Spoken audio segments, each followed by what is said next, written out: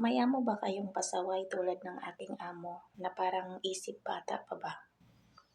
Siyempre, kapag dumating yan siya sa opisina, lagi yan siya nanggugulat sa akin. Nagtatago muna yan sa pader tapos gulatin niya ako. Biglang sisigaw, siyempre gaganti tayo ngayon. Ubo siya ng ubo. Tapos inom tubig, ubo ng ubo ulit. Inom tubig, sigarilyo ulit. Tapos inom tubig, ubo ulit, sigarilyo ulit. Siyempre gaganti ako. Kasi nakatingin siya sa akin eh. Lumapit siya sa akin, sabi niya, Beverly, ano ba ang dapat kong gawin? Ano ang advice mo sa akin para mawala agad yung ubo ko? Sabi ko sa kanya, ang advice ko sa iyo, manigarilyo ka na manigarilyo ng marami.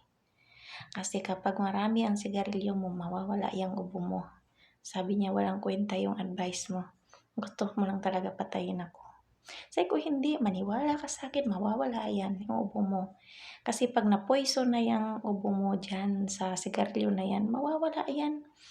Ang ubo ang susuko sa katawan mo. Sabi pa naman niya sa akin, sira ulo yung advice mo, walang kwenta, bahala ka sa buhay mo. Siyempre, ako, nag-advise lang ako ng ganun, pero kalukuhan ko lang yun. Tapos natawa siya, tapos umalis. Tapos mamaya bumalik, inubo ulit, kumuha ng tubig. Sabi ko sa kanya, ayan, manigarilyo ka na para mawala yan. Sabi niya, wag mo na akong kausapin, tarantado ka. Ganyan mag-advise sa mga taong pasaway.